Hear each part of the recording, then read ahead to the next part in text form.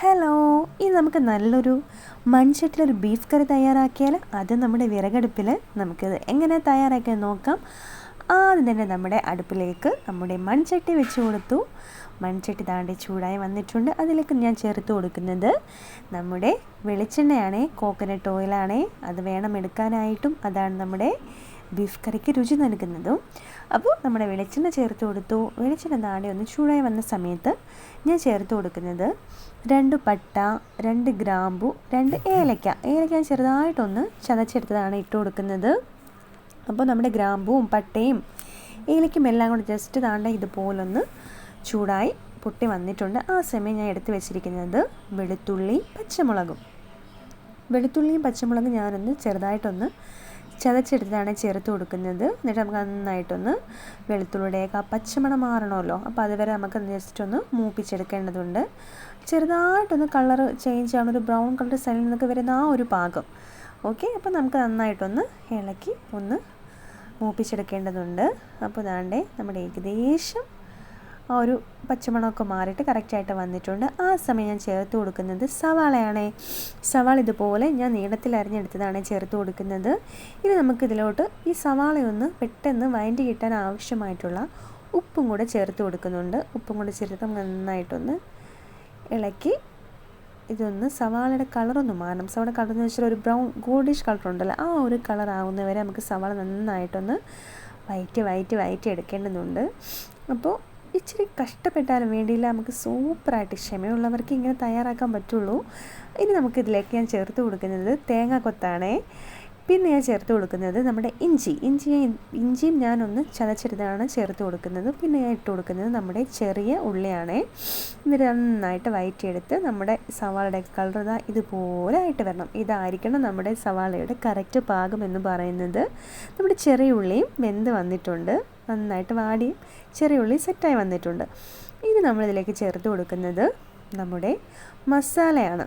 മസാല എന്ന് പറയുന്നത് ഞാൻ ഒരു ബൗളിലേക്ക് ആവശ്യത്തിനുള്ള മുളക് പൊടി, മല്ലിപ്പൊടി, മഞ്ഞൾപ്പൊടി, ഇത് മൂന്നും കൂടി ഞാനൊരു ബൗളിൽ എടുത്ത് വെച്ചതാണ് ഞാൻ ചേർത്ത് കൊടുക്കുന്നത്. ഇത് നമുക്ക് എല്ലാം കൂടെ നന്നായിട്ടൊന്ന് മൂപ്പിച്ചെടുക്കണം. നമ്മുടെ പൊടികളുടെ ആ പച്ചമണമൊക്കെ ഒന്ന് മാറി നന്നായിട്ട് റോസ്റ്റായിട്ട് നമുക്ക് എടുക്കേണ്ടതുണ്ട്. അപ്പോൾ നന്നായിട്ട് ഇളക്കി കൊടുക്കണം. പിന്നെ നമ്മൾ ചേർത്ത് കൊടുക്കുന്നത് ഗരം മസാല പെരിഞ്ജീരകപ്പൊടിയാണ് ചേർത്ത് കൊടുക്കുന്നത്. പെരിഞ്ജീരകപ്പൊടി ചേർത്ത് കൊടുത്തിട്ട് ജസ്റ്റ് ഇതുപോലെ ഒന്ന് നമുക്കൊന്ന് റോസ്റ്റാക്കി എടുക്കണം. ഇനി ഞാൻ ഇപ്പം ചേർത്ത് കൊടുത്തത് കുറച്ച് കുരുമുളക് പൊടിയാണേ. നിങ്ങൾക്ക് കുരുമുളക് പൊടിയുടെ ഫ്ലേവർ കൂടുതൽ വേണമെങ്കിൽ ഇച്ചിരി അധികം ചേർത്ത് കൊടുക്കാം, കുഴപ്പമൊന്നുമില്ല. അപ്പോൾ ഞാൻ പിന്നെ നമ്മുടെ ബീഫിനെ അങ്ങോട്ട് ചട്ടിയിലോട്ട് ചേർത്ത് കൊടുത്തു. പിന്നെ നമുക്ക് മസാലയ്ക്കും ബീഫിനൊക്കെ ആവശ്യമായിട്ടുള്ള ഉപ്പും കൂടി ഞാൻ ഇട്ട് കൊടുത്തിട്ടുണ്ടായിരുന്നു. എന്നിട്ട് നമുക്ക് നന്നായിട്ട് മസാലയും ബീഫും എല്ലാം കൂടെ നന്നായിട്ടൊന്ന് ഇളക്കി യോജിപ്പിച്ച് എടുക്കണം. അപ്പോൾ ഞാൻ ഇവിടെ 1/2 കിലോ ബീഫാണ് ഞാൻ എടുത്തിട്ടുള്ളത്. എന്നിട്ട് ഞാനൊന്ന് അടച്ച് വെച്ചിട്ടുണ്ട്. ഒന്ന് അടച്ച് വയ്ക്കുമ്പോഴേക്കും ഇത് ചെറുതായിട്ടൊന്ന് ഒരു പൊടിക്ക് വെള്ളം സൈഡിൽ നിന്നൊക്കെ ഇങ്ങനെ വന്ന് തുടങ്ങിയിട്ടുണ്ട്. അപ്പോൾ കണ്ടില്ലേ, ഇനി നമ്മളിതിലോട്ട് ഒരു 1/4 ഗ്ലാസ് തിളപ്പിച്ച വെള്ളമാണ്, ചൂടുവെള്ളമാണ് ഞാൻ ചേർത്ത് കൊടുക്കുന്നത്. 1/4 ഗ്ലാസ് ചൂടുവെള്ളം ഞാൻ ഇതിലോട്ട് ചേർത്ത് കൊടുക്കുന്നുണ്ട്. പച്ചവെള്ളം ആരും എടുക്കരുത്. എപ്പോഴും നമ്മൾ ബീഫ് കറിയിലൊക്കെ നമ്മുടെ ബീഫ് കറിയൊക്കെ വയ്ക്കുമ്പോഴും നമ്മൾ തിളപ്പിച്ച വെള്ളം തന്നെ എടുക്കാൻ ശ്രദ്ധിക്കുക, അതാണ് നല്ലതും. അപ്പോൾ ഞാൻ 1/4 ഗ്ലാസ് വെള്ളം ഒഴിച്ചിട്ടുണ്ട്. ഇനി നമുക്ക് വെള്ളവും മസാല എല്ലാം നന്നായിട്ടൊന്ന് മിക്സാക്കി എടുക്കണം. ഇനി നമുക്ക് വീണ്ടും ഒന്ന് അടച്ച് വെച്ച് ഇതൊന്ന് കുക്കാക്കി എടുക്കണം. അതിൽ നിന്ന് അധികം വെള്ളം ഇറങ്ങി വരിക, ആ ഒരു പാകം നമുക്ക് വേണം. അപ്പോൾ ഞാൻ വീണ്ടും ഒന്ന് അടച്ച് വെച്ചിട്ട് ഒന്ന് നോക്കാം. അപ്പോഴേക്കും നമ്മുടെ ബീഫിൽ നിന്നൊക്കെ വെള്ളം ഇറങ്ങി വന്നിട്ടുണ്ട്.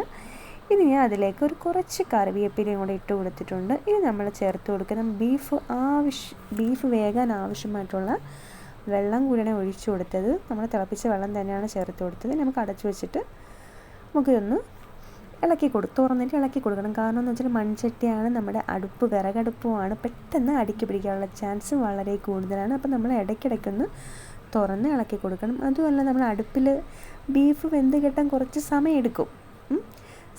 അപ്പോൾ നമ്മളൊന്ന് കൂടെ ഇളക്കി കൊടുത്ത് ക്ഷമയോട് കൂടി കാത്തിരിക്കുമ്പോൾ നമ്മുടെ കിടുക്കാച്ചി ബീഫ് കറി ഇവിടെ റെഡിയായിട്ട് വന്നിട്ടുണ്ടാവും. എന്ത് മണമാണെന്നറിയാമോ? ഈ വാഴയിലും കൂടെ വെച്ചടക്കും പ്രത്യേക ഒരു മണമുണ്ടേ. ഇപ്പോൾ ദാണ്ടേ എൻ്റെ വാഴയിലൊക്കെ കരിഞ്ഞു പോയി ഗൈസ്. അപ്പോൾ അതാണ്ട് നമ്മുടെ ബീഫ് കറി ഇവിടെ സെറ്റായി വന്നിട്ടും എണ്ണയൊക്കെ തെളിഞ്ഞ് കറക്റ്റ് ഒരു പാകത്തിൽ ബീഫൊക്കെ വെന്ത് നല്ല സെറ്റായി വന്നിട്ടുണ്ട്. എല്ലാവരും ഈ രീതിയിലൊന്ന് മസ്റ്റായിട്ട് ട്രൈ ആക്കി നോക്കണം. ഓക്കെ, ഇനി ഞാൻ അവസാനമായി ചേർത്ത് കൊടുക്കുന്നത് നമ്മുടെ ഗരം മസാല പൊടിയാണ്.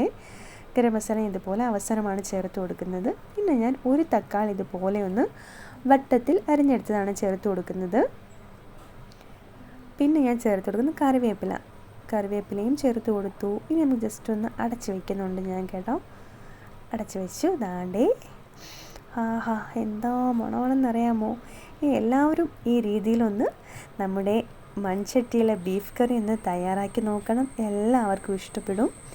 ഓക്കെ, അപ്പോൾ എൻ്റെ ചാനൽ ആരെങ്കിലും സബ്സ്ക്രൈബ് ചെയ്യാതെ കാണുന്നവരുണ്ടെങ്കിൽ ഒന്ന് സബ്സ്ക്രൈബ് ചെയ്ത് സപ്പോർട്ടാക്കണേ. അപ്പോൾ ഇത്രയുള്ളൂ ഗൈസ്, ബൈ.